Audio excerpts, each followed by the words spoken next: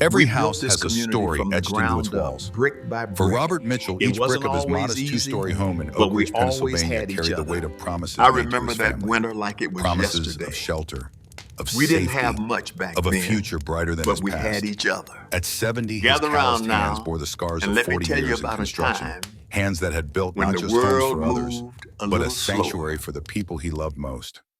As the early morning sunlight filtered through the kitchen window, Robert sat alone at the breakfast table, his weathered fingers wrapped around a mug of black coffee. The house was quiet now, so different from the days when Martha's laughter would fill every corner, when little James would race down the stairs with thundering footsteps. Those memories lived in these walls. Each nail hammered, each board placed was a testament to his devotion. Each brick I laid down was a promise to my son, he often told Martha when times were tough. And they had been tough stretches without work during recessions, months of scraping by on one income when Martha fell ill. But they had managed. They had built something good here. Robert's gaze drifted to the mantelpiece where James smiled from his graduation photo cap and gown, standing proud beside his parents. That was 15 years ago, before James became a senior financial analyst, before he married Sarah, before success changed him into someone Robert struggled to recognize. The kitchen phone rang, startling Robert from his reverie. James's voice came through formal and distant. Dad, Sarah and I were thinking with your hip acting up, maybe it's time you moved in with us. The house is too big for you now. Robert ran his hand over the smooth oak of the kitchen table he had crafted himself. I'm doing just fine, son. Dad, be reasonable. You're not getting any younger. And maintaining that house, it's a lot of work. Robert closed his eyes. Somewhere in that clipped, efficient tone was the boy who once followed him around with a toy hammer begging to help.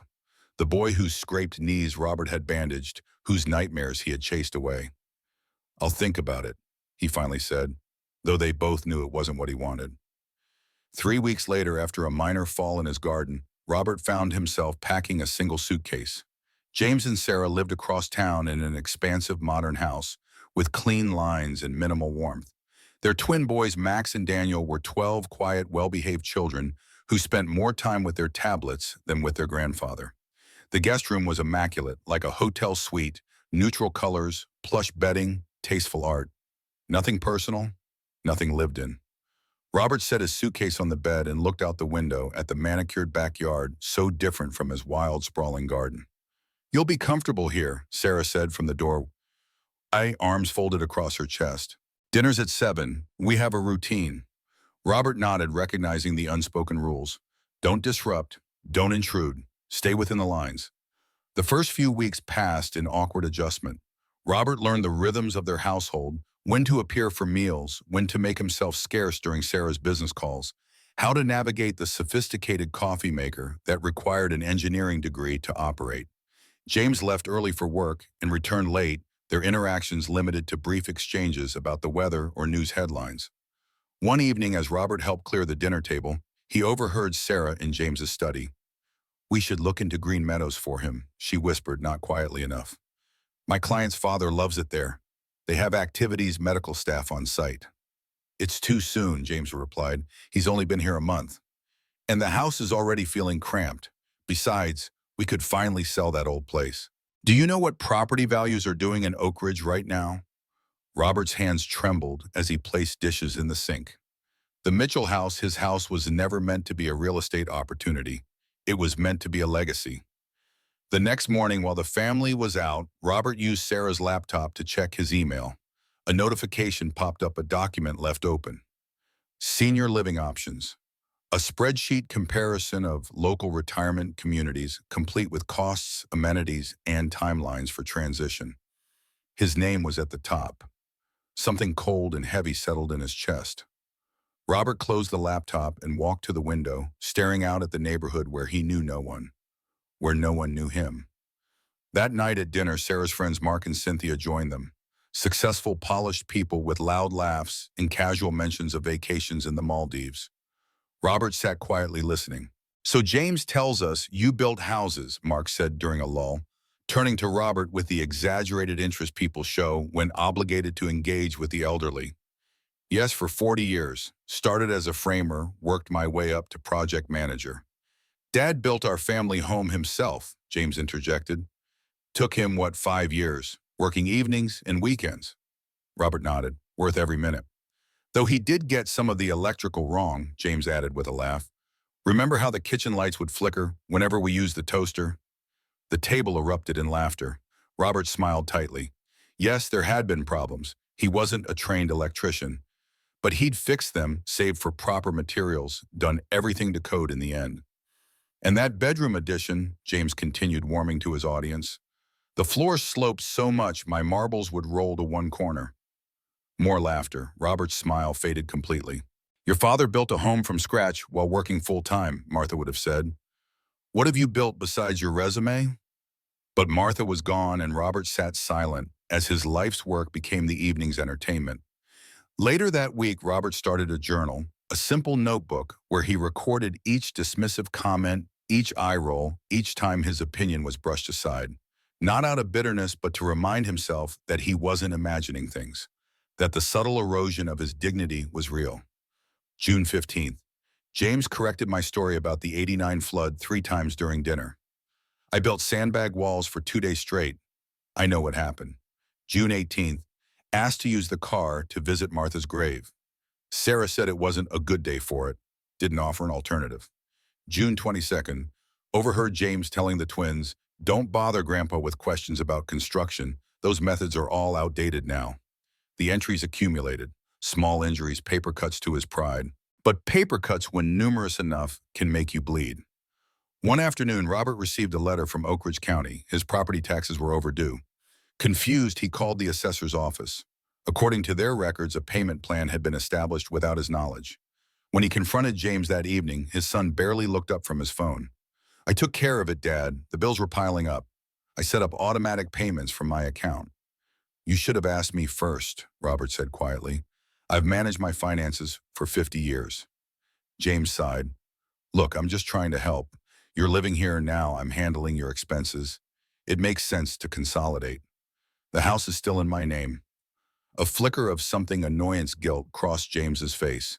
Of course it is. I'm just helping with the administrative side. That night, Robert couldn't sleep. He slipped out of bed and made his way downstairs to James's study.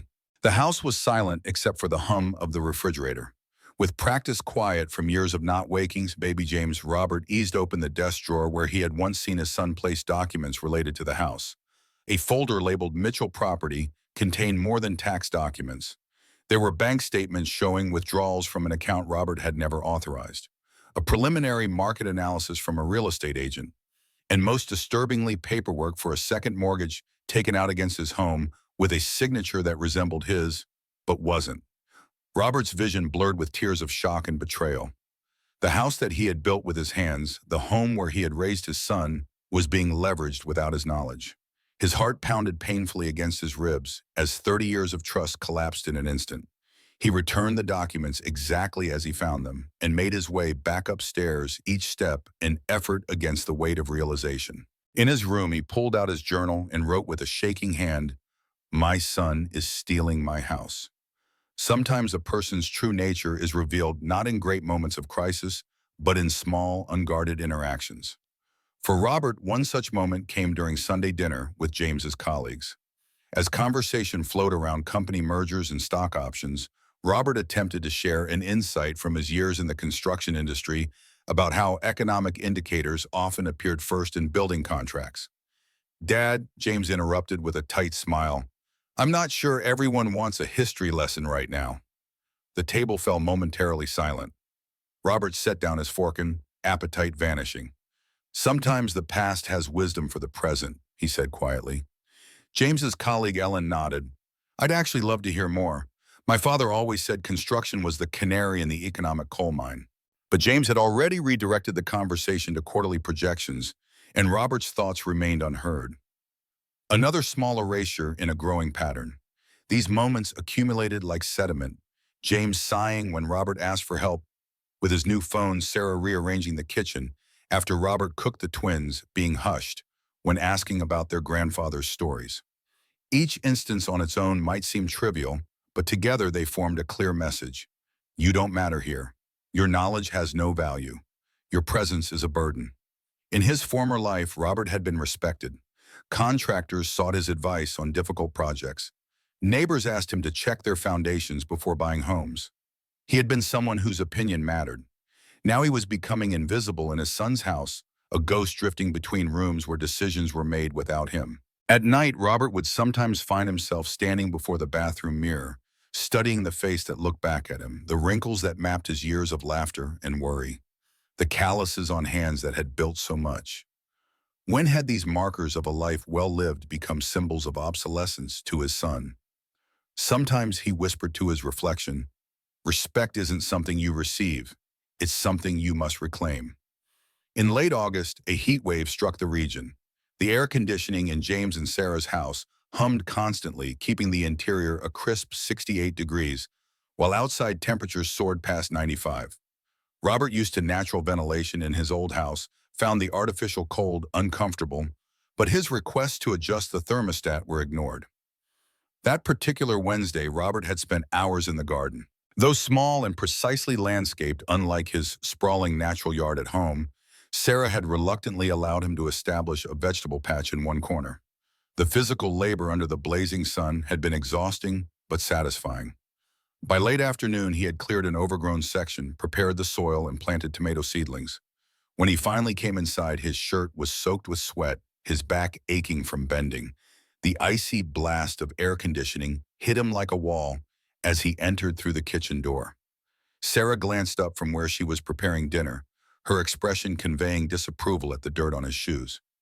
"You should clean up before dinner," she said, turning back to her precise chopping. "James is bringing home a potential client." Robert nodded wearily.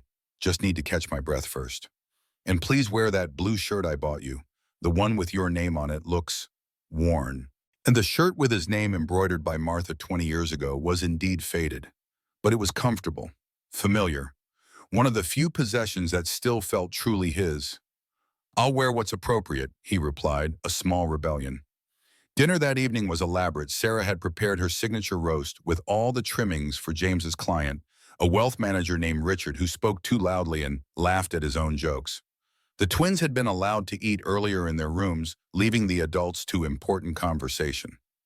Robert sat quietly picking at his food as Richard and James discussed portfolio diversification and market trends. The small portion on Robert's plate, Sarah was careful about everyone's caloric intake, was quickly finished, but his day of hard labor had left him hungry. As the conversation continued around him, he glanced at the serving dish in the center of the table, where a few slices of roast and some vegetables remained.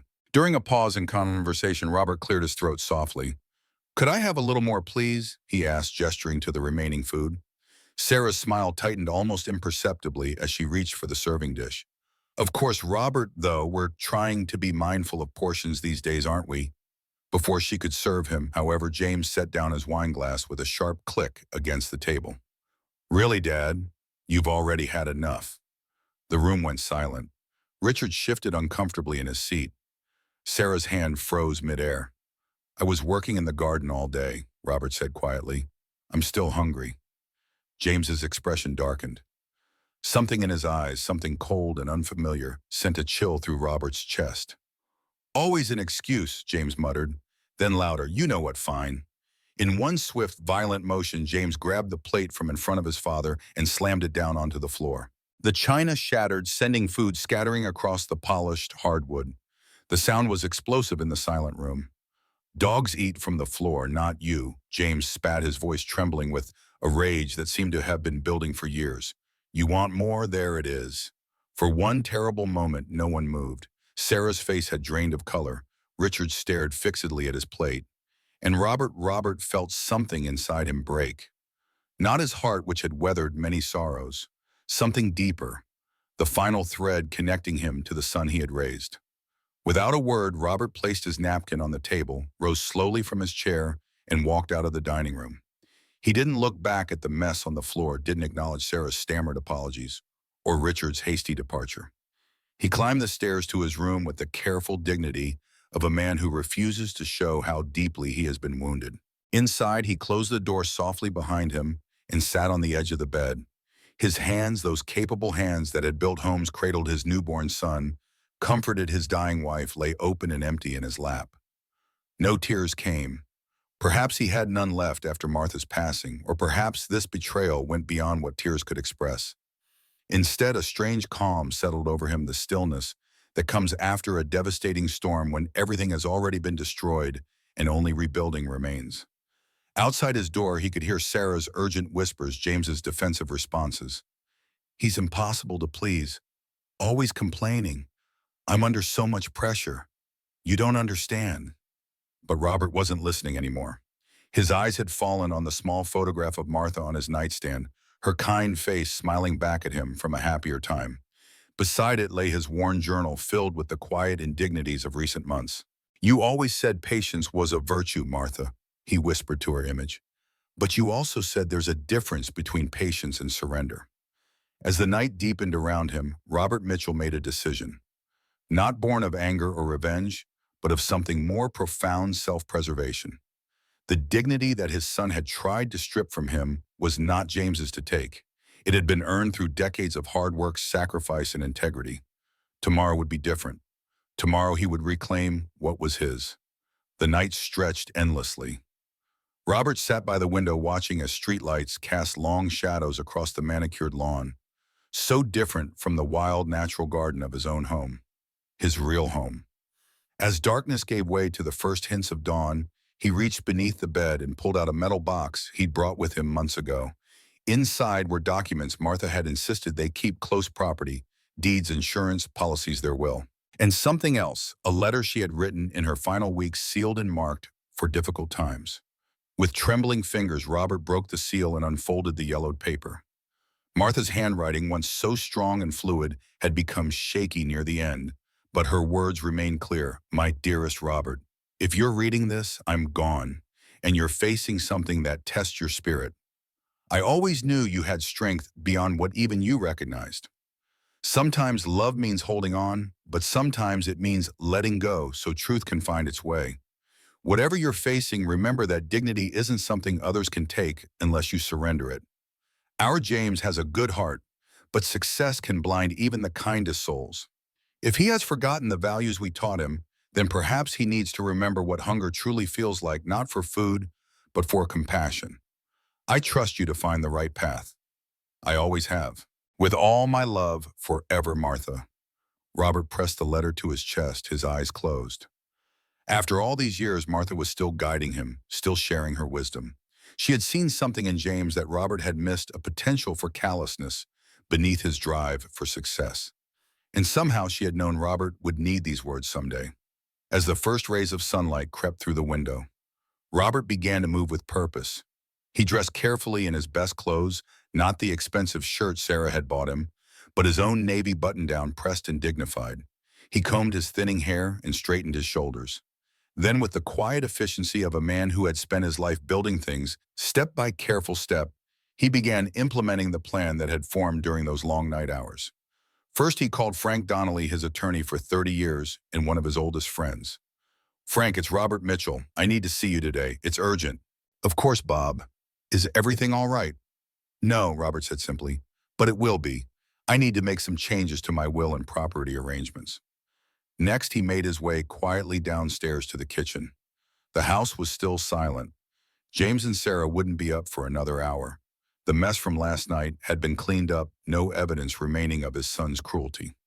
Robert moved methodically through the kitchen, collecting every key from the drawer where Sarah kept them, meticulously organized. With steady hands, he began locking cabinets, the refrigerator, the pantry, every source of food in the house. One by one, the locks clicked into place, each sound a small act of reclamation. As he worked, memories flooded back of James as a child, always hungry after soccer practice, devouring the meals Robert would prepare after a long day of construction, of teaching his son how to grill the perfect steak, how to knead bread dough, how to respect food as the product of someone's labor. Lessons forgotten, apparently. When he finished, Robert placed a single metal bowl on the floor, the kind used for pets, precisely where his plate had been thrown the night before. The symmetry felt right, not as revenge, but as education. He heard movement upstairs, the household beginning to stir. Calmly, Robert made himself a cup of coffee and took a seat at the dining table, keys in his pocket, waiting. James appeared first, dressed in his expensive suit, scrolling through his phone. He barely glanced at his father as he headed for the coffee maker. "Morning," he muttered, reaching for a mug. "Good morning, James," Robert replied evenly. James opened the refrigerator for his usual protein shake, then frowned when the door resisted. He pulled harder, then noticed the small padlock securing it. "What the—" He turned to Robert, confusion giving way to irritation. "Dad, what's going on?" "You might want to check the pantry," Robert suggested, sipping his coffee. "And the cabinets. All locked, I'm afraid." James's face flushed with anger. "Is this some kind of joke? I have a meeting in an hour." "No joke," Robert said calmly. "Just a lesson." "About what?" "Give me the keys, Dad. I don't have time for this." "Time," Robert echoed thoughtfully. "Interesting thing, time. I had time to build a house for you brick by brick. Time to work extra shifts to pay for your education. Time to drive you to every soccer game, every school event. But you don't have time for basic respect." James's expression wavered between rage and disbelief. "This is ridiculous. I'm a grown man. You can't what?" Robert interrupted, his voice still calm but with an undercurrent of steel. "Can't set boundaries, can't demand dignity, can't protect what's mine." He gestured toward the floor where the metal bowl sat conspicuously empty. "Dogs eat from the floor, not you. Isn't that what you said?" The color drained from James's face as his own words came back to him. For a moment, something like shame flickered in his eyes, quickly replaced by defensive anger. "You're overreacting. It was one comment after months of disrespect," Robert corrected. "After discovering you've been mortgaging my house without my permission. After finding out you and Sarah are planning to ship me off to a retirement home so you can sell the home I built with my own hands." James froze, his carefully constructed facade crumbling. "How did you—" "No, I may be old, son, but I'm not blind or stupid." Robert stood slowly, his dignity intact despite everything. "I've made some calls this morning. The house is no longer in danger of your financial manipulations. I've also spoken with my attorney about certain legal protections I should have put in place long ago." "Dad, you're blowing this out of proportion. I was just trying to help manage your assets." "You were trying to help yourself to my assets," Robert corrected. "And now you have a choice to make. You can continue down this path of disrespect and greed, or you can remember the values your mother and I taught you." Sarah appeared in the doorway, her expression alarmed as she took in the scene. "What's happening?" "Your father-in-law has lost his mind," James snapped. "He's locked up all the food." Sarah's gaze moved from James to Robert, then to the metal bowl on the floor. Something in her eyes suggested she understood the significance before James did. "The boys need breakfast before school," she said quietly. Robert reached into his pocket and removed a single key, which he handed to her. "Cabinet above the stove. There's cereal for the twins. They've done nothing wrong." Sarah took the key with a nod, avoiding her husband's incredulous stare. "And what about me?" James demanded. Robert gestured to the bowl on the floor. "When you're hungry enough for humility, you'll find food there, just as I would have according to you." James's face contorted with rage. "This is insane. I'm leaving." "Of course," Robert agreed. "You have that important meeting, but consider what happens when you return. Consider what respect means and what it costs when it's lost." He paused, then added quietly, "Sometimes, son, the hardest lessons are the ones we need most." As James stormed out, briefcase in hand, Robert remained at the table, hands folded calmly before him. Sarah, returning the key after feeding the twins, lingered uncertainly. "Robert," she began, then faltered. "Yes, what James did, it was unforgivable. But forgiveness isn't the issue right now," Robert interrupted gently. "Understanding is. James needs to understand what he's become." Sarah nodded slowly. "In the house, is it true what you said? About the mortgage, yes. About protecting it legally. Also, yes, I've spent my life building security for my family. Sarah, I won't allow it to be dismantled for convenience." Something shifted in Sarah's expression, respect perhaps, or at least recognition of the man Robert truly was beneath the aging father role they had assigned him. "The boys and I are visiting my parents this weekend," she said after a moment. "We've had it planned for weeks." Robert understood the unspoken message. She was removing herself and the children from whatever reckoning was coming between father and son. "That seems wise," he acknowledged. "Some conversations need to happen without an audience. After Sarah left to take the twins to school, Robert sat alone in the quiet house. The confrontation with James had been necessary but draining, yet he felt lighter somehow, as if reclaiming his dignity had physically unburdened him. He picked up the phone and dialed Frank's office again. "I'm on my way, Frank, and I've been thinking there's another option we should discuss for the house." By the time he ended the call, the first part of his plan was solidly in place. The rest would depend on James and whether the son could remember the man he'd once been before success had poisoned his heart. Robert gathered his journal, Martha's letter, and the keys to every lock in the house. Then he walked through the rooms that had never felt like home, saying a silent goodbye to the life he had tried to build here. It wasn't working. Perhaps it never could have. As he stepped outside into the bright morning sunshine, Robert Mitchell felt something he hadn't experienced in months. Hope. Not for reconciliation, he was too realistic for that, but for justice, for truth, for the dignity that comes from standing firm when the world tries to push you aside. The keys jangled in his pocket as he walked to the taxi waiting in the driveway, a reminder that sometimes control isn't taken. It's reclaimed one lock at a time. Frank Donnelly's office had been on Main Street for 35 years. Unlike the sleek modern law firms downtown, his space remained deliberately old-fashioned. Wooden filing cabinets, leather-bound law books, and a massive oak desk that had belonged to his father. When Robert entered, Frank stood immediately, concern etched on his face. "Bob," he said, grasping Robert's hand firmly, "you look like hell." Robert managed a weak smile. "Feel like it too." Frank gestured to the worn leather chair across from his desk. As Robert settled into it, he noticed how familiar the office felt, unlike James's house, where nothing carried the warmth of history or personal connection. "Tell me what's happened," Frank said, leaning forward with the attentiveness that had made him not just a good lawyer, but a loyal friend. For the next hour, Robert spoke without interruption. He detailed James's gradual dismissal of his opinions, Sarah's thinly veiled contempt, the plans for Green Meadows retirement facility, the unauthorized mortgage on his house, and finally the previous night's indignity, the plate thrown to the floor, the cruel words that still burned in his ears. "Dogs eat here, not you."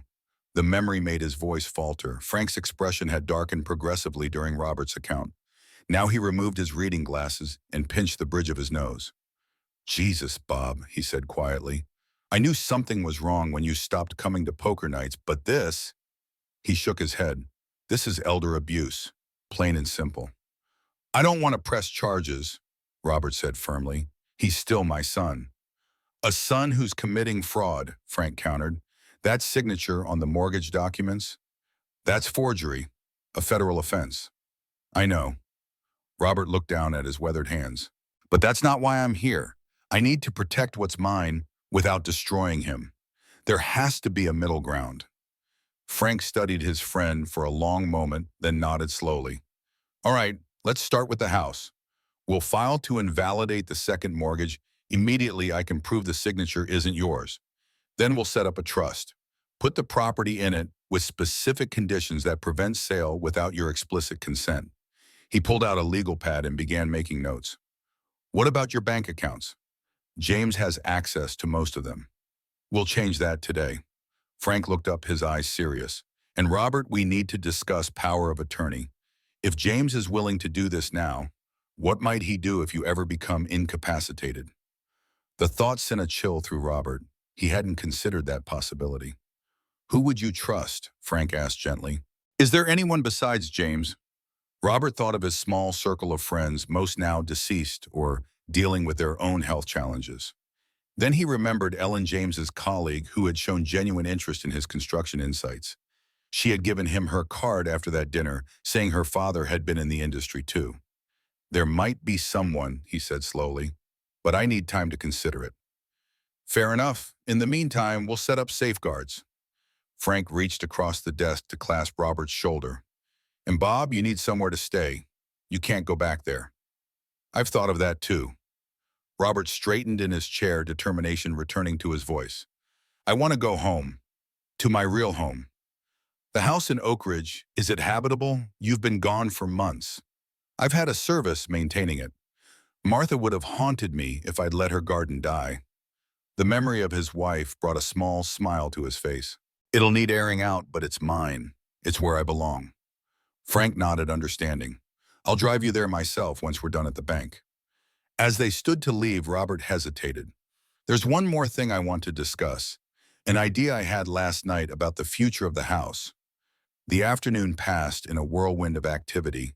First the bank, where Robert revoked James's access to his accounts. Then the county clerk's office, where Frank filed paperwork to challenge the fraudulent mortgage. By 4 o'clock, they were pulling into the driveway of Robert's home in Oak Ridge. The two-story colonial sat back from the street, partially hidden by mature oak trees that Robert had planted the year James was born. The garden, though somewhat overgrown, still bloomed with late summer flowers, Martha's roses prominent among them. As Robert climbed the porch steps, he felt a weight lifting from his shoulders. The key turned smoothly in the lock, and the familiar creak of the front door welcomed him home. Inside, sheets covered the furniture, but beneath them were the pieces he had crafted himself: the dining table where the family had shared thousands of meals, the bookshelf where James's school photos once stood proudly, the rocking chair where he had soothed his son through countless fevers and nightmares. Need help uncovering things? Frank asked from the doorway. Robert shook his head. I'd like to do it myself, part of reclaiming the space. Frank nodded. I'll check the utilities, make sure everything's running. You sure you'll be all right here alone tonight? More than all right, Robert assured him. For the first time in months, I'll be sleeping in my own bed under my own roof. There's no better medicine. After Frank left, promising to return in the morning with groceries, Robert moved through the house, methodically removing sheets, opening windows to let in fresh air, reconnecting with each room. In James's old bedroom, now a guest room, he paused before a photograph of his son at 18, standing proudly in his graduation cap and gown, arms around both parents. Where did we lose you? He asked the smiling image. When did money become more important than memory? There was no answer, only the distant sound of neighborhood children playing outside, their laughter floating through the open window. In the master bedroom, Robert found Martha's things exactly as he had left them, her reading glasses on the nightstand, her favorite quilt folded at the foot of the bed. He ran his hand over the worn fabric, feeling closer to her than he had in months. I read your letter, he said to the empty room. You were right as always. That night, Robert slept deeply for the first time since moving to James's house. The familiar creaks of his own home, the mattress that knew his body's contours, the absence of tension in the very air, all contributed to a sense of peace he had nearly forgotten. He woke to sunlight filtering through curtains Martha had sewn herself, and birdsong from the garden. For a moment, he could almost believe the past months had been nothing but a bad dream. But the reality of yesterday's confrontation remained, along with the certainty that James would not accept his actions without retaliation. As if summoned by his thoughts, his cell phone rang. James's name flashed on the screen. Robert took a deep breath before answering. Dad, James's voice was tight with controlled of anger. What the hell are you doing? The bank says my name has been removed from your accounts. Yes, Robert replied calmly. I've reclaimed what's mine. This is ridiculous. You need help managing your finances. No, James, I don't. I managed them perfectly well for 50 years before you decided to help. Robert kept his tone even, refusing to match his son's anger. I'm back in my own house now. The papers regarding the fraudulent mortgage have already been filed. A sharp intake of breath came through the phone. Fraud, Dad, I was protecting your interests by forging my signature, by planning to sell my home out from under me. Robert felt a flash of disappointment that his son would continue the lie. Let's not insult each other's intelligence. You wanted the house for its market value, not for my well-being. Silence stretched between them. Then James's voice returned colder. You can't manage alone. You had that fall, remember? What happens when you fall again, with no one there to help you? The concern might have sounded genuine if Robert hadn't caught the underlying calculation in his son's tone, the continuing effort to undermine his independence. I've hired help, Robert lied smoothly, a service that checks in twice daily, and I have neighbors who actually care about my well-being, not my property value. Another lengthy pause. Sarah says you locked all the food away before you left. Yes. That's crazy, Dad. Childish. The twins couldn't even find breakfast this morning. I left a key for Sarah specifically for the children's food, Robert reminded him. As for your breakfast, I believe I made the arrangements clear. You can't possibly expect me to eat from a dog bowl, James's voice rose indignantly. No more than I expected to be told that's where I belong, Robert replied quietly. Yet here we are. The silence that followed was heavy with realization. For perhaps the first time, James seemed to grasp the gravity of what he had said, of the line he had crossed. I was angry, he finally said, his voice subdued. I didn't mean it. I think you did, son, and that's what concerns me most. Robert sighed. Words spoken in anger often reveal more truth than those chosen carefully. So what now? James asked. You are just done with us, with your grandchildren. I'm done with disrespect, Robert clarified. The twins are always welcome here on visits that you arrange properly with my consent. As for you and me, he paused, measuring his words, that depends on what happens next. What's that supposed to mean? It means the bowl is still on your floor, James.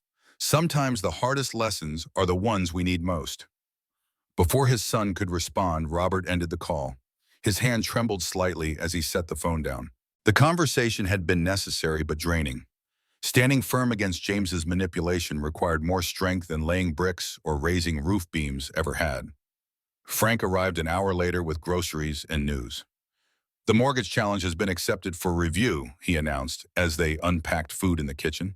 And I've drafted the trust documents for the house. All we need is your signature and a notary. Robert nodded his thanks. And the other matter we discussed, I've made some calls. Frank lowered his voice though they were alone. There's interest, significant interest actually. The location is perfect, and your idea has merit. People want to be part of something meaningful. A small smile crossed Robert's face. Good, Martha would have approved. She would indeed. Frank studied his friend. James called you. Yes, angry about the accounts, trying to make me doubt my ability to live independently. Frank snorted. The man who built half the solid structures in Oak Ridge, doubting himself ridiculous. He knows my weaknesses, Robert admitted. He's my son. He knows I worry about being a burden, about losing my autonomy as I age. And he's exploiting that, Frank pointed out.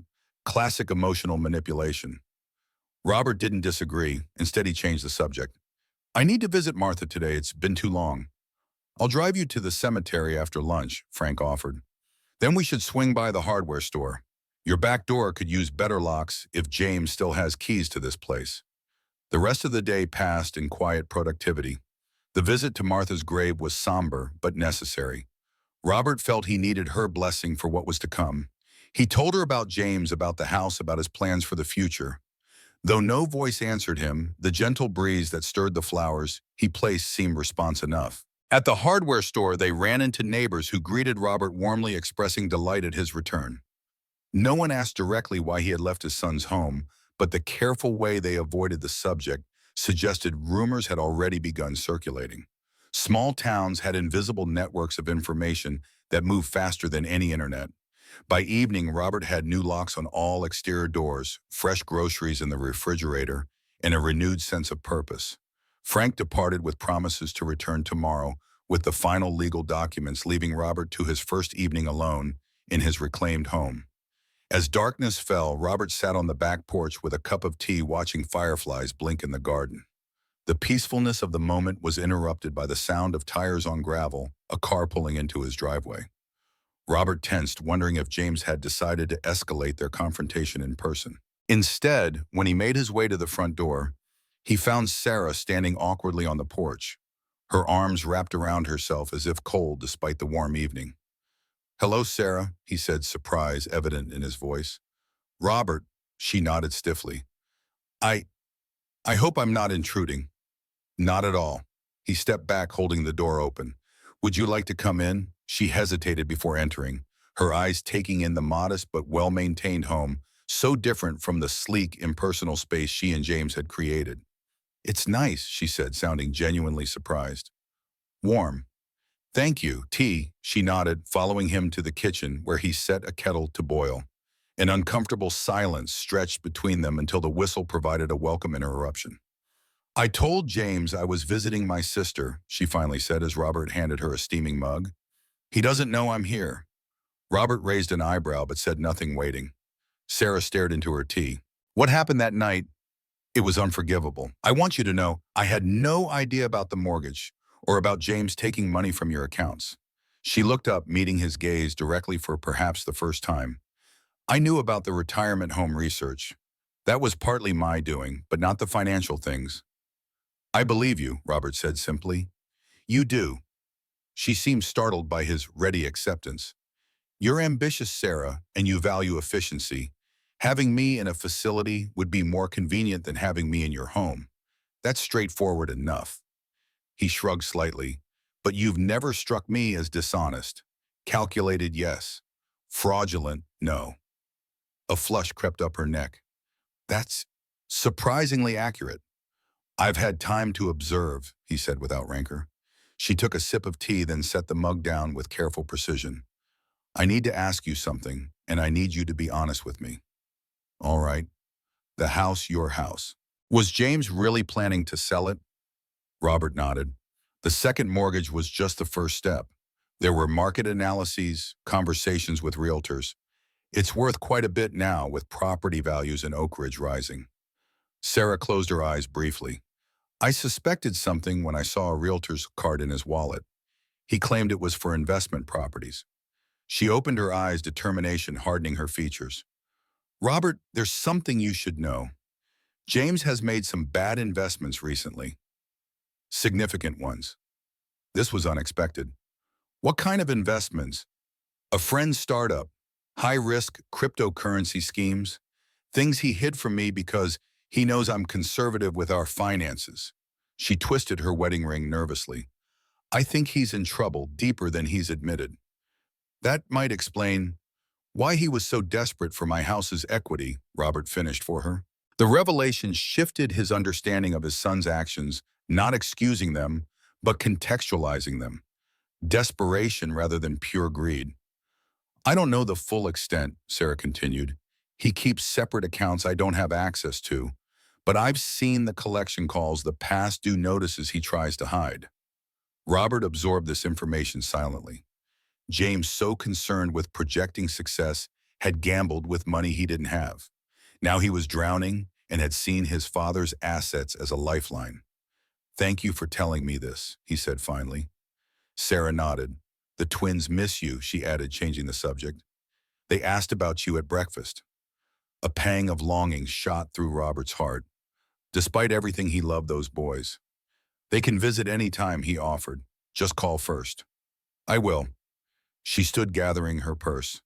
I should go before James wonders where I am. At the door, she paused. What you did with the bowl, was it worth it? Robert considered the question carefully. It wasn't about worth, he finally said. It was about recognition. Sometimes we need to see ourselves reflected in the consequences of our actions before we can understand who we've become. Sarah studied him for a long moment. You're a better person than either of us deserved, she said softly, then turned and walked to her car without looking back. Robert watched until her taillights disappeared around the corner, wondering if he had just gained an unexpected ally or simply witnessed the beginning of another family fracture. The following morning dawned clear and cool, with the first hints of autumn coloring the maple trees in Robert's yard. He had just finished breakfast when his phone chimed with a text message. Unknown number, but the content made his breath catch. The bowl is still on the floor, empty now, like my stomach. James. It had to be James texting from a different phone since Robert wasn't answering his calls. The message confirmed what Robert had suspected. His son's pride had kept him from eating this symbolic meal, but hunger was becoming a powerful motivator. He didn't reply. Some lessons required silence to be effective. Frank arrived mid-morning with a stack of legal documents in a notary in tow. For the next hour, Robert signed papers that would protect his home and assets from any future attempts at manipulation. The trust he established would own the house with Frank as trustee and specific provisions for its eventual use. These are ironclad, Frank assured him, as the notary stamped the final document. Not even the craftiest lawyer could find a loophole. Robert felt a weight lifting from his shoulders. Thank you, Frank, for everything. Don't thank me yet, his friend replied with a wry smile. The real work is just beginning. The board members are meeting tomorrow to discuss your proposal. If they approve, we'll need to start planning immediately. They'll approve, Roberts said with quiet confidence. It's too important not to. After Frank and the notary left, Robert spent the afternoon in his workshop behind the house. The familiar smell of sawdust and varnish welcomed him like an old friend. He ran his hands over the tools that had been idle for months, the lathe his father had given him, the hand planes he had collected over decades, the chisels worn to fit his grip perfectly. On the workbench lay an unfinished project, a miniature rocking chair he had been crafting for Daniel's birthday before his move to James's house. Both twins would be 13 soon. The thought made him wonder if he would be invited to their celebration or if the rift with James had cost him that connection too. With practiced movements, Robert resumed work on the tiny chair. The rhythmic scrape of sandpaper against wood was meditative, allowing his mind to process the events of recent days. He had stood his ground, protected his assets, returned to his home, all necessary actions. But the deeper wound, the broken relationship with his son, remained unhealed. As evening approached, Robert cleaned his tools and locked the workshop. Inside the house, the silence reminded him that standing up for one's dignity sometimes meant standing alone. His phone rang again, James from his regular number this time. After a moment's hesitation, Robert answered. "Hello, James." "Dad." His son's voice sounded strained, perhaps from hunger, perhaps from suppressed emotion. "This has gone on long enough. I need my house keys back. I need access to food." "There's food," Robert reminded him, "just not where you're accustomed to finding it." A sharp exhale came through the speaker. "You can't seriously expect—" "I didn't expect to be told I belong on the floor," Robert interrupted calmly. "Yet here we are." Silence stretched between them. Then barely audible, "I'm sorry." "For what exactly?" Robert pressed, not willing to accept a blanket apology that glossed over specific wrongs. "For what I said. It was cruel, unacceptable." "Yes, it was." Robert allowed the admission to hang in the air before continuing. "And the mortgage, the plans to sell my house?" Another long pause. "I needed the money," James finally confessed, his voice small. "I made some bad investments. Lost a lot. The house, it seemed like a solution. A solution that required forging my signature and lying to my face." Robert kept his tone even, not accusatory but not yielding either. "A solution that treated me as an obstacle rather than your father." "I was desperate," James whispered. "Still am." For the first time, Robert heard genuine vulnerability in his son's voice. Not calculation, not manipulation, but the raw admission of a man whose carefully constructed facade was crumbling. "How bad is it?" he asked more gently. "Bad. 6 figures. The firm doesn't know yet, but if I can't cover it soon—" Robert closed his eyes, absorbing the magnitude of his son's predicament. Financial ruin, professional disgrace, possibly even legal consequences awaited if James couldn't resolve his situation. "That explains your actions," Robert acknowledged, "but it doesn't excuse them." "I know." The defeat in James's voice was palpable. I don't know what to do anymore. I'm hungry, Dad. Sarah took the kids to her parents for the weekend. I'm alone here with locked cabinets and an empty bowl on the floor." Robert thought of Martha's letter, her wisdom about letting go so truth could find its way. Perhaps truth was finally breaking through. "Have you eaten from it yet?" he asked quietly. A long silence. "No, Ben." "When you do," Robert said, "call me again." He ended the call before James could protest, his heart heavy, but his resolve intact. Some lessons couldn't be shortcut. Some humility couldn't be manufactured. If reconciliation was to have any meaning, it had to be built on genuine recognition of wrongs committed. The next morning, Robert received another text. "I ate from the bowl, not because I was starving, because I finally understood." 20 minutes later, his doorbell rang. When he opened it, James stood on the porch, unshaven and hollow-eyed. Not the polished financial analyst, but a man stripped of pretense. "May I come in, oh?" he asked, his voice hoarse.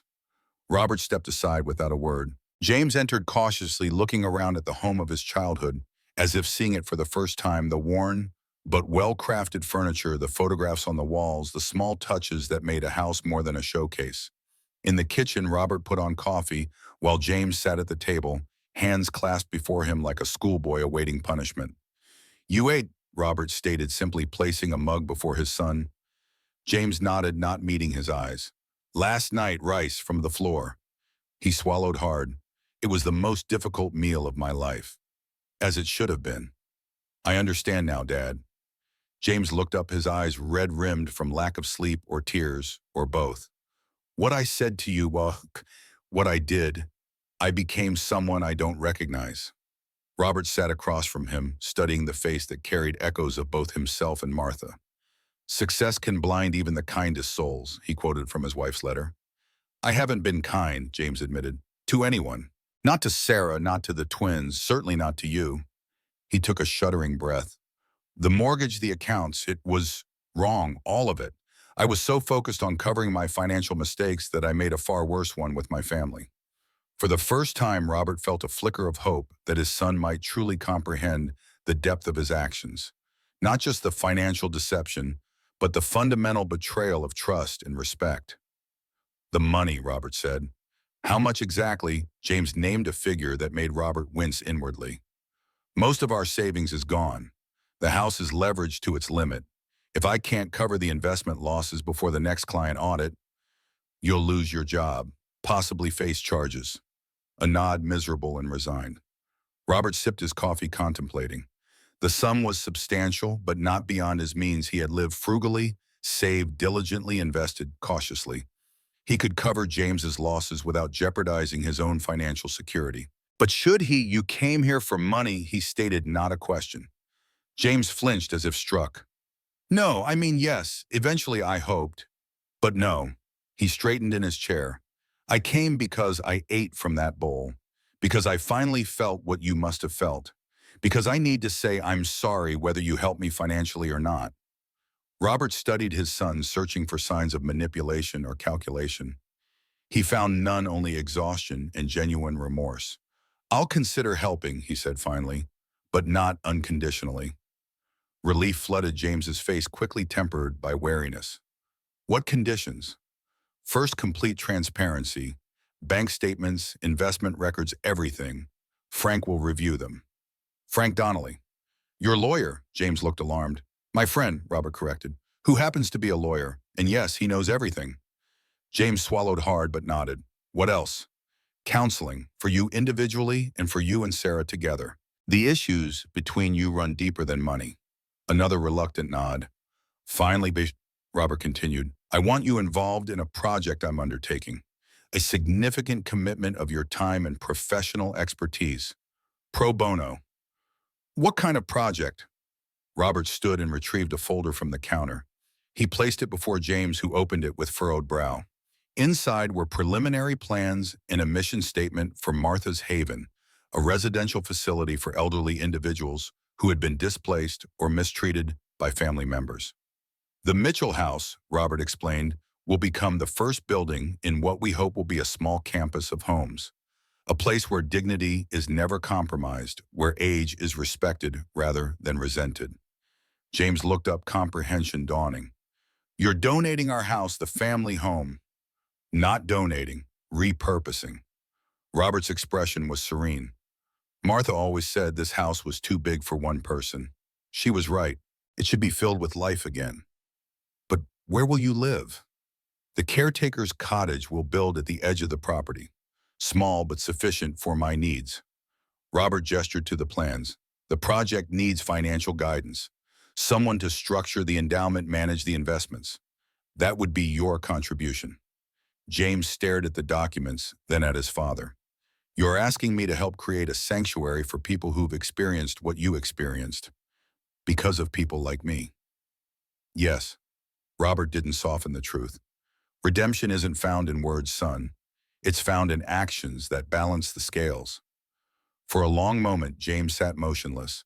Then slowly he extended his hand across the table. I'll do it, he said quietly.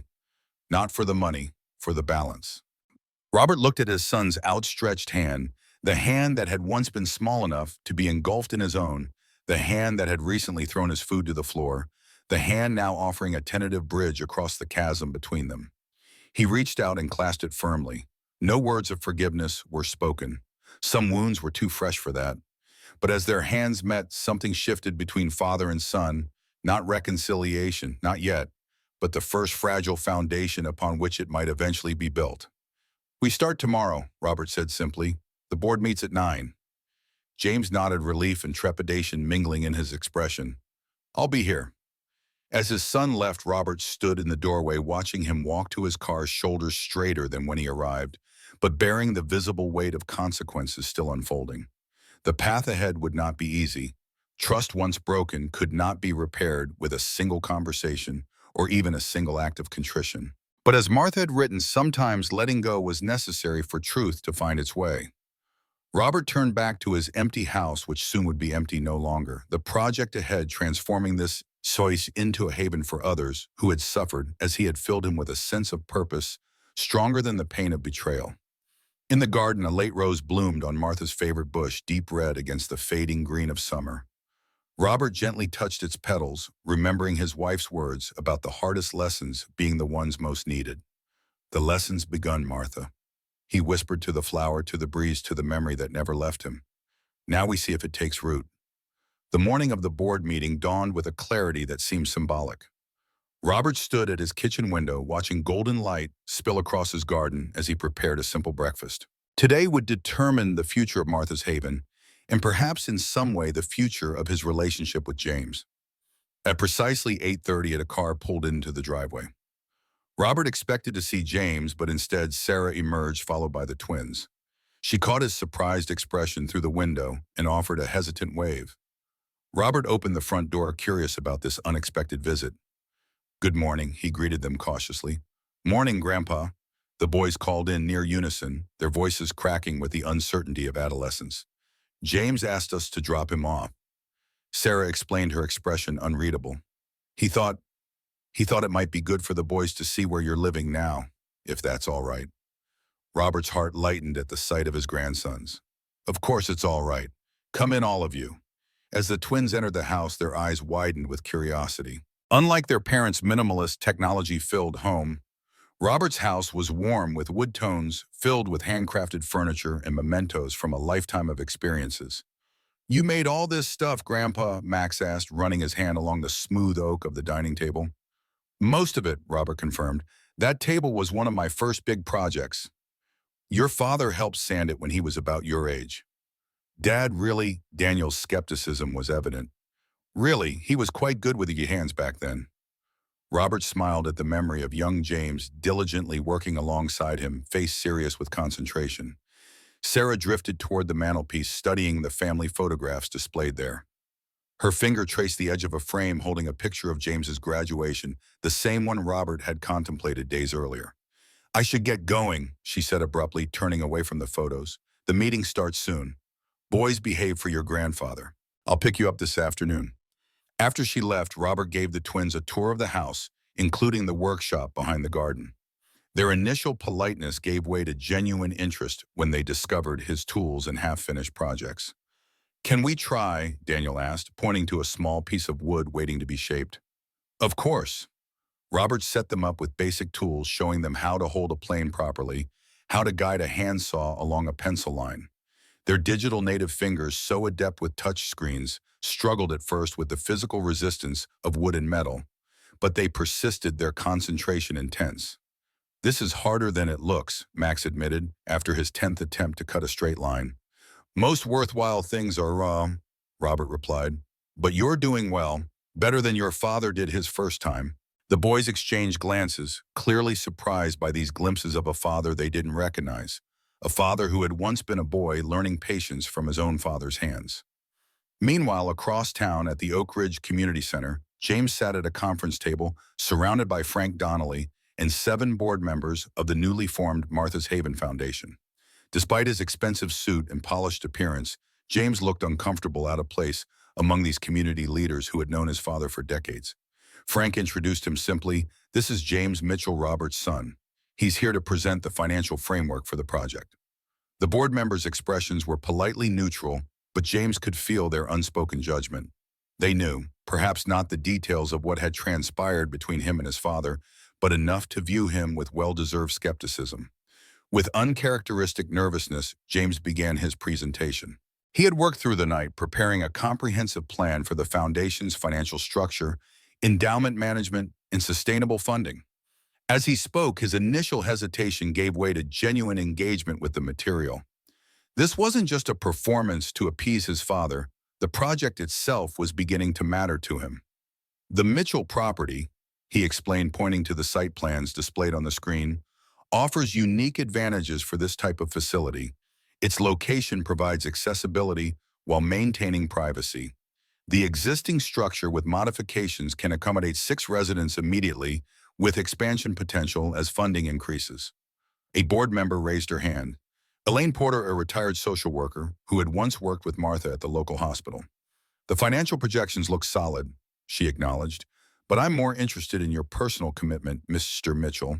Why does this project matter to you? James faltered, unprepared for such a direct question. In his professional world, motivations were assumed to be profit-driven. Personal investment was irrelevant. But here, among people who valued community above capital, different metrics applied. He began, then stopped, searching for words that wouldn't sound rehearsed or calculating. My grandmother suffered elder abuse before she died, he finally said, drawing on a truth he rarely acknowledged. My mother's mother. Her second husband isolated her, controlled her finances, diminished her until she believed she deserved nothing better. A murmur rippled through the room. This wasn't in his prepared remarks. We didn't help her, James continued, his voice growing steadier. We saw the signs but told ourselves it wasn't our business. By the time we intervened, she had lost everything: her home, her savings, her self-respect. He looked directly at Elaine. No one should end their life believing they deserve less dignity than they offered others. That's why this matters. The atmosphere in the room shifted. What had begun as a professional presentation had become something more personal, more authentic. The board members leaned forward, engaging more deeply, as James outlined how Martha's Haven would provide not just housing, but legal advocacy, financial protection, and community reintegration for elderly individuals who had experienced abuse or exploitation. By the time the meeting concluded, the board had unanimously approved the initial phase of the project. As people filed out, Elaine Porter approached James. Your grandmother would be proud, she said simply, then added with pointed emphasis. So would your mother. James nodded, unable to speak past the unexpected tightness in his throat. The approval he had sought all his life from clients, from colleagues, from financial markets, suddenly seemed hollow compared to the simple validation of this woman who had known his mother's heart. Back at the Mitchell house, Robert was teaching the twins how to make his famous apple dumplings, Martha's recipe passed down through generations.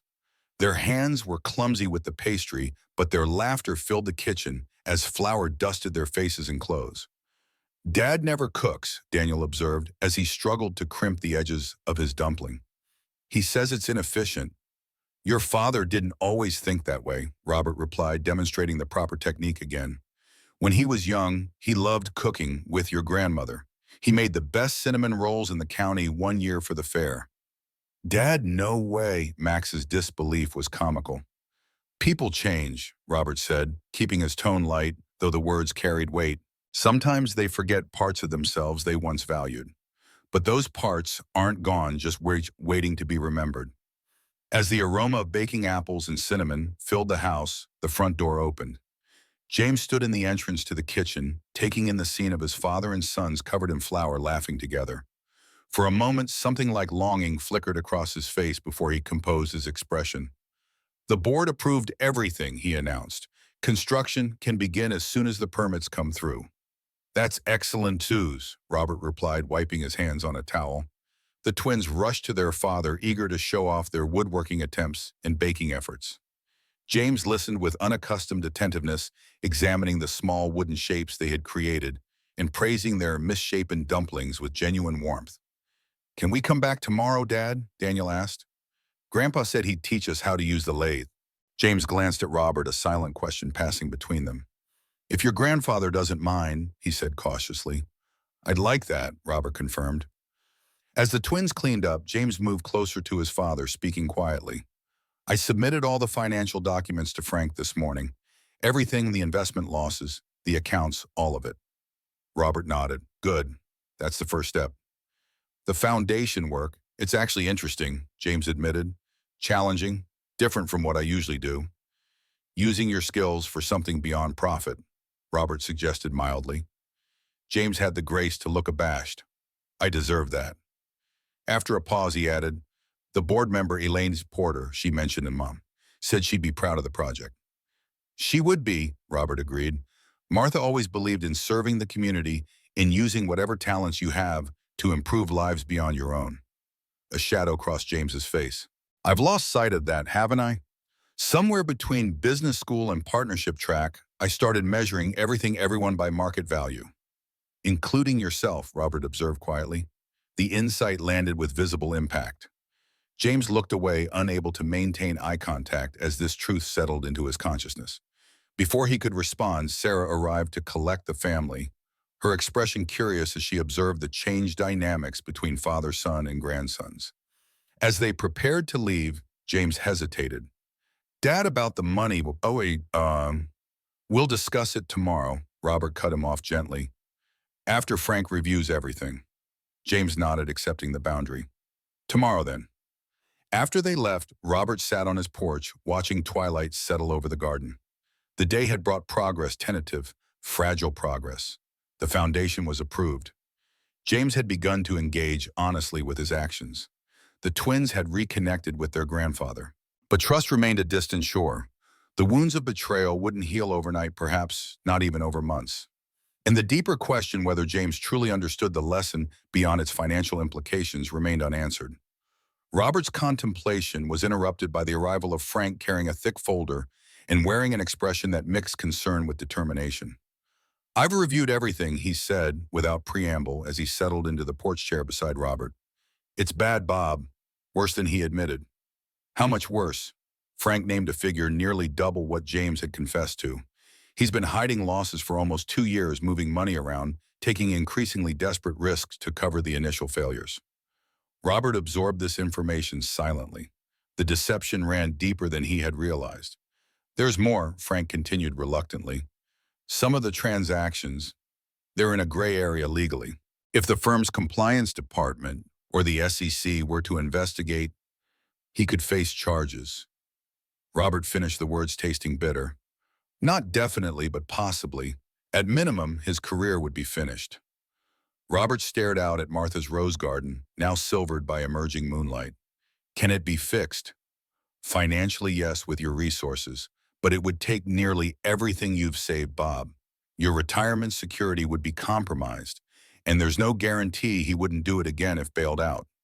The stark reality of the choice before him settled heavily on Robert's shoulders.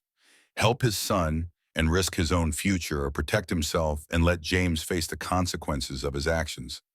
Neither option offered comfort. I need time to think, he said finally, to pray on it. Frank nodded, understanding. Take the night, but we should move quickly if we're going to intervene before the quarterly audit at his firm. After Frank left, Robert remained on the porch late into the night, wrestling with his decision. Martha would have forgiven immediately, would have given everything to protect their son. But Martha hadn't experienced James's cruelty firsthand, hadn't heard those words, "Dogs eat here, not you," spoken with such casual contempt. Yet beneath his lingering hurt, Robert's love for his son remained. Complicated, wounded, but resilient, like the foundation of a house that stands despite damage to its upper floors.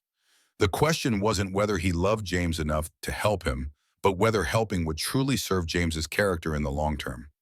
As dawn approached, Robert made his decision. He would offer assistance, but with conditions that ensured James would never forget the lesson of these difficult days. Later that morning, as planned, James arrived alone. The circles beneath his eyes suggested another sleepless night. Robert led him to the kitchen table where coffee and Martha's blueberry muffins, James's childhood favorite, waited. Frank told me everything, Robert began without preamble.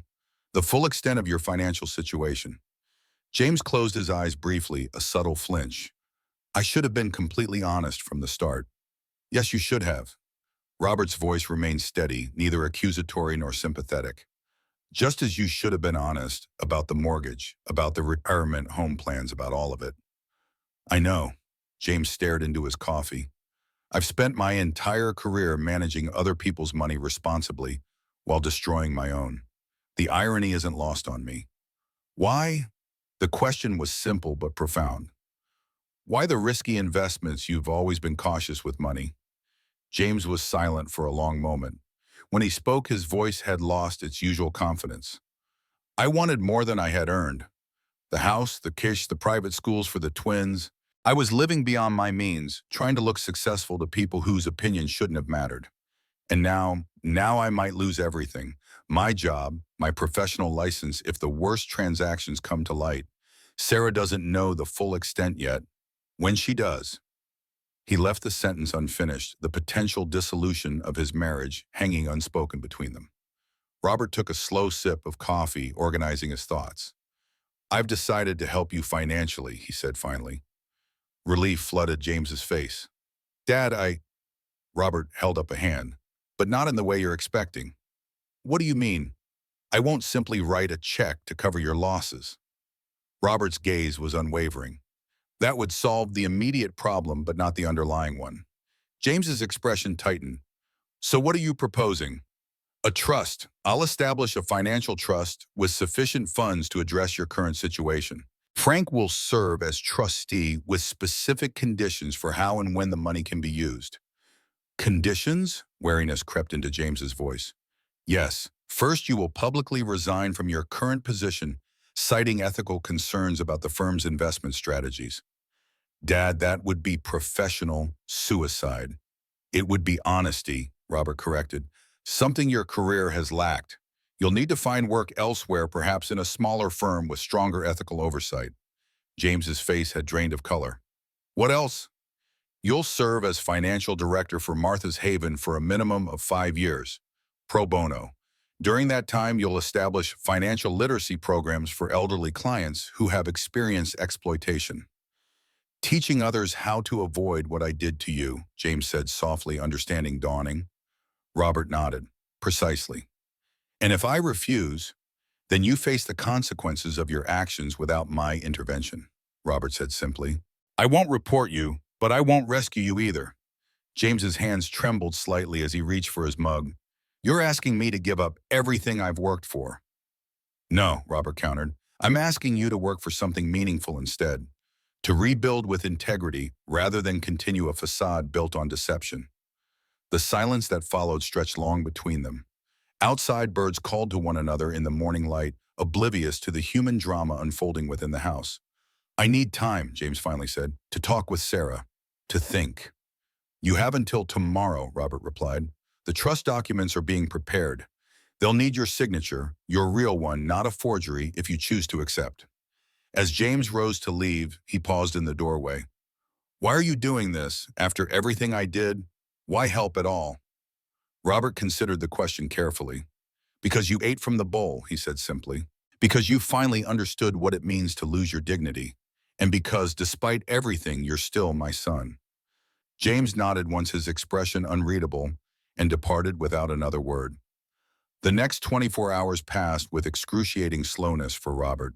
He busied himself with workshop projects, with garden maintenance, with preparations for the Martha's Haven permits.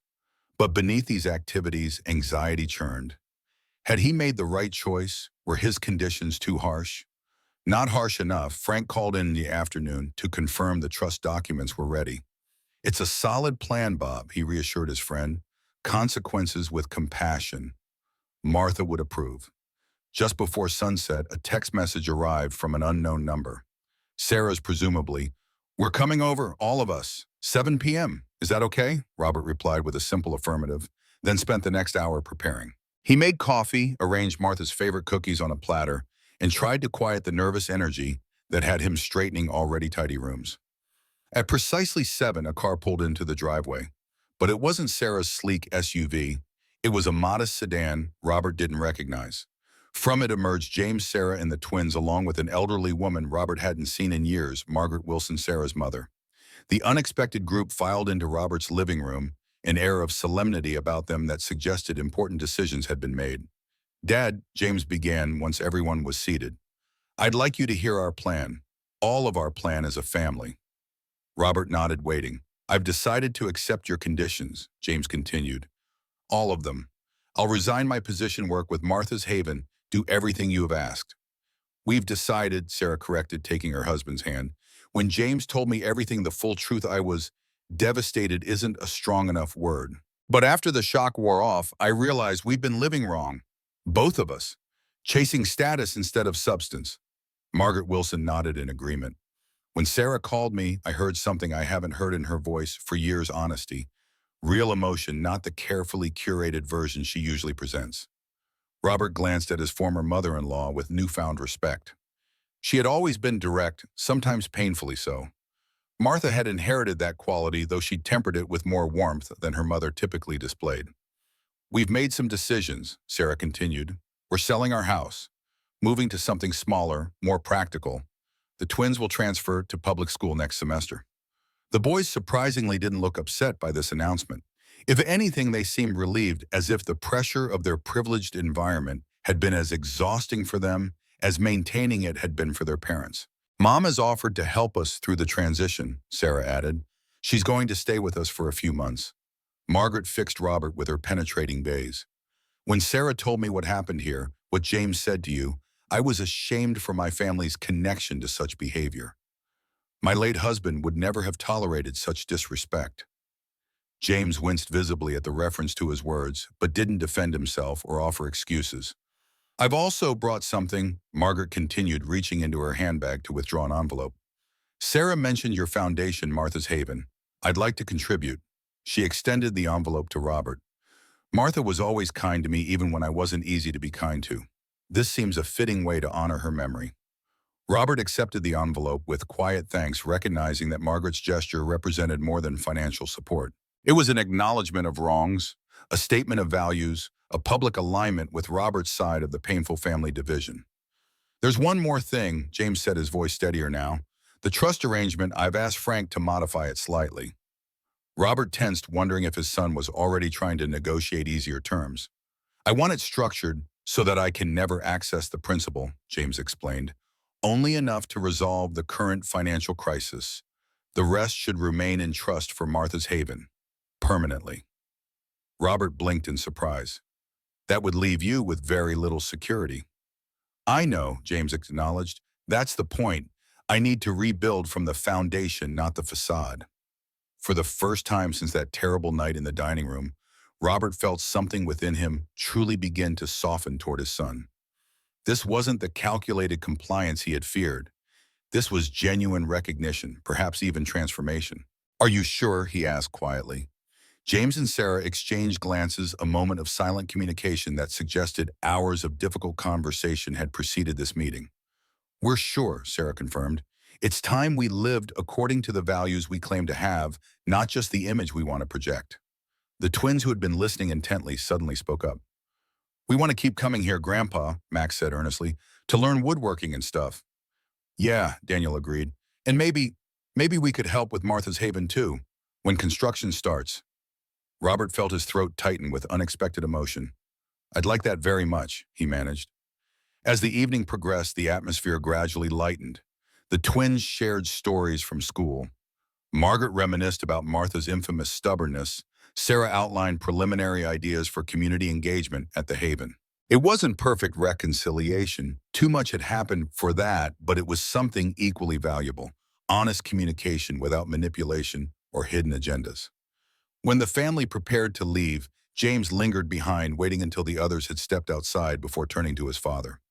"I need to say something," he began, his voice low and serious. "Something I should have said immediately after what happened that night." Robert waited, giving his son space to find the words. "I'm sorry," James said simply. "Not because I need your money, not because I got kutumam, but because what I did was unforgivable. The mortgage, the retirement home plans, and especially what I said to you." He swallowed hard, visibly struggling. "I became someone I despise, someone who valued net worth over human worth. I don't expect forgiveness, but I need you to know that I understand now what I've done." The words hung in the air between them, raw and unadorned with qualifications or excuses. For the first time, Robert heard in his son's voice the unconditional remorse he had been waiting for: not bargaining, not strategic contrition, but genuine recognition of the pain he had caused. "Thank you for saying that," Robert replied, his own voice roughened with emotion. "I don't know if I can ever make it right," James continued, "but I'm going to try. Every day, starting with honoring your conditions and adding my own." Robert studied the face before him, the face that carried echoes of himself and of Martha, the face of the boy he had once carried on his shoulders and the man who had crushed his dignity with a few cruel words. Both versions existed simultaneously, reminding him that people were never just one thing, never entirely lost or entirely found. Martha used to say that true change isn't measured in promises, Robert said after a moment. It's measured in consistent actions over time. Let's see what time reveals. James nodded, accepting this response for the cautious hope it represented, not absolution, but possibility. An open door rather than a closed one. As the family drove away, Robert returned to his porch, settling into the rocker he had built the year Martha was diagnosed with cancer. The night air carried the scent of her roses, sweeter somehow in darkness than in daylight. He could almost imagine her beside him, her practical wisdom guiding him as it always had. "I did what I thought was right," he told her absent presence. "The rest is up to him." The following weeks brought rapid changes to the Mitchell family. True to his word, James resigned from his position, citing ethical concerns that sent ripples through the financial community of Oak Ridge. Sarah listed their house for sale and began researching smaller properties closer to Robert's neighborhood. The twins enrolled in public school for the coming semester and spent increasing time at their grandfather's house, soaking up his knowledge of woodcraft and gardening. Construction permits for Martha's Haven were approved with unexpected speed, thanks partly to Margaret Wilson's connections on the city council. By mid-October, the transformation of the Mitchell family home had begun. Walls reconfigured to create private suites for elderly residents, accessibility features installed throughout the garden, expanded to include therapeutic planting areas. Robert supervised the work daily, finding satisfaction in watching skilled craftspeople implement the vision he and Frank had developed. In the evenings, he worked on plans for his own small cottage to be built at the edge of the property, modest but carefully designed to accommodate his needs as he aged. James, too, was on site regularly managing the financial aspects of the project, with a dedication that surprised many who had known him only as an ambitious investment banker. His expertise proved valuable as the foundation navigated grants, endowments, and operational budgeting. But more striking was his willingness to engage with the practical work as well, helping clear debris, assisting with minor construction tasks, getting his hands dirty in ways his former self would have considered beneath him. One afternoon in late October, as golden light slanted across the partially renovated house, Robert found James standing alone in what had once been the family living room. The space was now being transformed into a community gathering area, its walls opened up, its fixtures modernized. But enough of the original structure remained to evoke memories for anyone who had known it before. "I learned to walk in this room," James said quietly as Robert joined him. "Mom used to tell the story of how I took my first steps trying to reach a cookie you were holding." Robert smiled at the memory. "You were determined, fell down a dozen times but kept getting back up. Martha said it showed your character." "My stubbornness, you mean?" A hint of the old self-deprecating humor touched James's voice. "Your persistence," Robert corrected. "When properly directed, it's a strength." They stood in companionable silence, watching construction dust dance in the sunlight, streaming through windows that had witnessed decades of family history. "Frank mentioned the first residents might move in before Christmas," James said after a while. "If the timeline holds. The bedrooms are nearly finished, and the kitchen renovation starts next week." James nodded, his expression thoughtful. "I've been researching similar facilities nationally, learning what works, what doesn't. I want this to be more than just housing. I want it to be a model for elder rights advocacy." The passion in his voice was something Robert hadn't heard in years, not since James was young and idealistic, before the corporate world had channeled his ambitions solely toward profit. "You're good at this work," Robert observed. "Better than I expected." "Better than I expected too," James admitted. "It feels purposeful, like I'm using my skills for something that matters." The house that had once been witness to family meals, holiday gatherings, and eventually painful betrayal was now being reborn with a new purpose. Robert watched as carpenters installed handrails along hallways where James had once run as a child. Electricians rewired rooms to accommodate medical equipment and emergency call systems. Plumbers modified bathrooms for accessibility. "We're not erasing the past," Robert told Frank one day as they reviewed progress. "We're building on it, transforming it into something that heals." As November progressed, the first staffing interviews began. Robert, James, and Elaine Porter formed the hiring committee, searching for caregivers and administrators who shared their vision of dignity-centered care for the elderly. During one interview, a soft-spoken woman named Clara Jenkins described caring for her own father through years of dementia. "He forgot my name eventually," she explained, "but he never forgot how to feel respect, how to know when he was being treated as a person versus a problem to be managed." Robert and James exchanged a glance of recognition. Clara was hired as the Haven's first full-time care coordinator.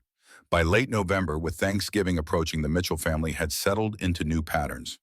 James had found part-time consulting work with a small ethical investment firm while dedicating most of his time to Martha's Haven. Sarah had taken a more active role in the twins' education, volunteering at their new school and reconnecting with her own earlier interest in teaching. The family had moved into their new home, a modest 3-bedroom house, just a 10-minute walk from Robert's. Margaret Wilson, true to her word, had stayed to help with the transition. Her brisk efficiency and no-nonsense approach had proved surprisingly effective in helping the family adjust to their simpler lifestyle. She and Robert had developed an unexpected friendship, bonded by shared memories of Martha and mutual concern for James's family. "He's different," Margaret observed one afternoon as she and Robert shared coffee on his porch. "Not just acting different, actually changed. I've known that boy since he was born, and I've never seen him so present, so engaged with what matters." Robert nodded. "Crisis has a way of revealing character, either breaking it or strengthening it." "Martha would be pleased," Margaret said, her typically sharp tone softening. "Not about what happened between you two, of course, but about what's come from it. This haven, the way the family's reconnecting." The day before Thanksgiving, Robert received an unexpected visitor.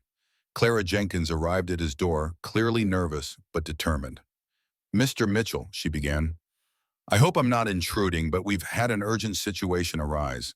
One of our potential residents, an elderly gentleman named Howard Green, needs immediate placement. His son is selling his house from under him, and he has nowhere to go by the end of the week." Robert frowned. "But we're not officially open yet. The final inspections aren't scheduled until mid-December." "I know," Clara acknowledged, "but his situation, it's so similar to what Martha's Haven was created to address. I thought perhaps—" "Let me make some calls," Robert decided. "We might be able to expedite the process for at least one suite." Within hours, a flurry of activity had been set in motion. James mobilized contractors to complete the necessary work on one residential suite. Frank arranged for emergency permitting. Sarah and Margaret organized a small team of volunteers to furnish the space. By Thanksgiving morning, Howard Green had moved into Martha's Haven, the first resident of a facility created from Robert's pain and James's redemption.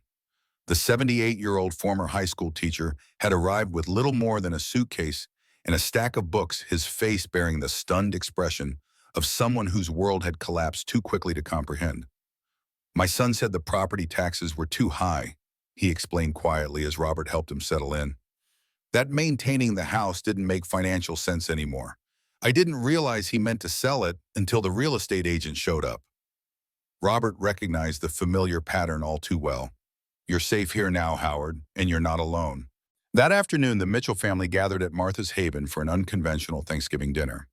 The large dining room intended for future resident use was set with a long table to accommodate Robert, James and his family, Margaret, Frank, Clara, and Howard.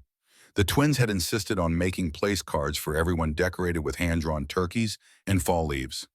As they passed dishes around the table, Sarah's roasted vegetables, Margaret's cornbread, stuffing, Robert's pumpkin pies, the conversation flowed with an ease that would have seemed impossible months earlier. Howard Green, initially reluctant to join what he perceived as a family gathering, gradually relaxed as the twins peppered him with questions about his teaching career. 36 years of teaching literature," he told them proudly. "Helped generations of students discover everything from Shakespeare to Maya Angelou." "We're studying Romeo and Juliet right now," Max volunteered. "It's kind of difficult, but interesting," Daniel added quickly, not wanting to appear intellectually outmatched by his brother. Howard's eyes brightened. "Perhaps I could help you with that sometime, if your parents wouldn't mind." James smiled. "I think that would be wonderful." He glanced at his father. "Education seems to run in our extended family now." As the meal concluded, James stood unexpectedly, tapping his glass with a spoon. The table fell silent, all eyes turning toward him. "I'd like to say something," he began, his voice steady but solemn. Last Thanksgiving, and we're in a very different place as a family. Living in a bigger house, certainly, but smaller in the ways that matter. I was building a life based on appearances, on accumulation, on a definition of success that required constant comparison to others. Sarah reached up to squeeze his hand supportively. In the process, James continued, I lost sight of what truly matters. I devalued the people who should have mattered most, my family, especially my father. He turned to look directly at Robert. Dad, I can never fully undo the hurt I caused you, but I can learn from it. I can build something better on the foundation of that difficult lesson. Robert's throat tightened as his son spoke. James's words weren't just for him. They were for everyone present, a public acknowledgement of wrongdoing and commitment to change. Martha's Haven exists because of a painful moment between us, James concluded, but it will continue because of healing ones. Today I'm thankful not just for second chances, but for the wisdom that comes from facing uncomfortable truths about ourselves. The room remained silent for a moment after James finished. Then Howard Green, the unexpected first beneficiary of the Haven, raised his glass. To Martha's wisdom, he said simply, and to floors that teach lessons. The others joined the toast, though only the Mitchell family fully understood its significance. As glasses clinked around the table, Robert caught James's eye. No words passed between them, but something deeper did, an acknowledgement that the path of redemption, though still being traveled, had truly begun. Later that evening, as the gathering dispersed and cleanup was completed, Robert found himself alone in what had once been his and Martha's bedroom, now transformed into a comfortable suite for Howard Green. The space had been reconfigured, but the view from the window remained the same. Martha's garden dormant now in late November, but still beautiful in its winter rest. It worked out differently than we planned, he said softly as if Martha might hear him, but maybe better in some ways. A gentle knock at the door interrupted his thoughts. James stood in the doorway, coat in hand, preparing to walk home with his family. Everything okay, Dad? He asked. Robert nodded. Just saying goodnight to your mother in a way. James stepped into the room, his gaze moving to the window and the garden beyond. I miss her, especially today. She missed you long before she was gone, Robert said quietly. The you that you used to be. The boy who helped me sand tables and bake cinnamon rolls. The young man who wanted to make a difference, not just a fortune. I'm trying to find him again, James admitted. Some days it's easier than others. That's how recovery works of any kind. Some days are progress, others are reminders of how far you still have to go. They stood together at the window, father and son, watching as the first snowflakes of the season began to fall on Martha's garden. Neither spoke for a long moment, content in a silence that had transformed from painful to peaceful. I should go, James finally said. Sarah and the twins are waiting. At the door, he paused. Dad, I know you're not ready to forgive me completely. I understand that. But I want you to know something. That night when I ate from the bowl, it changed me. Not just because it was humiliating, but because, for the first time, I truly felt what I had done to you. Empathy is a powerful teacher, Robert observed. The most powerful, James agreed. I'll never forget what I learned on that floor, and I'll spend the rest of my life trying to be worthy of the second chance you've given me. As James left to join his waiting family, Robert watched from the doorway. The four of them walked together through the gentle snowfall, James with his arm around Sarah's shoulders, the twins racing ahead to catch snowflakes on their tongues. A family rebuilding itself step by careful step. Behind him, Howard Green emerged from his new room, a book in hand. Your son, the older man said thoughtfully. He reminds me of some of my students, the ones who struggled hardest but ultimately learned the most lasting lessons. He's still learning, Robert replied. We all are. Howard nodded. That's the secret of aging well, I think. Never stopping the learning even when the lessons hurt. The two men settled in the common room, Howard with his book, Robert with his thoughts. Outside, snow continued to fall on Martha's Haven, covering the construction equipment, dusting the newly planted garden beds, transforming the ordinary into something pristine and full of possibility. Christmas arrived with a fresh blanket of snow and new milestones for Martha's Haven. The final inspections had been completed ahead of schedule, allowing 3 more residents to move in before the holiday, an elderly couple whose adult children had moved them cross-country against their wishes, and a widowed artist whose nephew had been systematically depleting her accounts. Robert's cottage, too, was nearing completion, a compact, beautifully crafted space that reflected his lifelong appreciation for quality craftsmanship. James had surprised him by handling the construction himself, working weekends, alongside professional builders learning and applying skills his father had taught him decades earlier. On Christmas Eve, the Mitchell family gathered again at the Haven, this time for a celebration that included all residents and staff. The common room had been transformed with the decorations crafted by the twins and Howard's newly formed senior art class. A towering pine tree cut from the property's edge sparkled with handmade ornaments and soft lights. Dinner was a communal effort, Margaret and Sarah coordinating the main courses, Robert contributing his famous dinner rolls, James, to everyone's surprise, producing a remarkably successful bouchée de Noël cake. The twins performed a simple holiday duet on the newly donated piano while Howard recited A Visit from St. Nicholas, from memory delighting younger and older listeners alike. As gifts were exchanged, Robert received a small, carefully wrapped package from James. Inside was a wooden picture frame, clearly handmade with novice but determined craftsmanship. It held a photograph of 4 generations of the Mitchell family, Robert's parents, Robert and Martha James and Sarah, and the twins taken at a long-ago family reunion. "I found it in our old albums," James explained. I thought it might remind you that family can heal even after difficult times." Throat too tight for words, Robert simply nodded his thanks. His gift to James was similarly meaningful, a leather-bound journal with a handwritten inscription on the first page. "For recording the journey forward, not backward, with hope for all that lies ahead. Dad." As the evening drew to a close, residents retired to their rooms, staff departed for their own holiday celebrations, and the Mitchell family lingered in the quiet common room. The twins had fallen asleep on one of the sofas, exhausted from the day's excitement. Margaret and Sarah whispered together near the fireplace, comparing notes on tomorrow's Christmas dinner plans. Robert and James stood by the large picture window, watching snowflakes dance in the security lights outside. "We should probably carry the boys home," James said, though he made no move to wake them.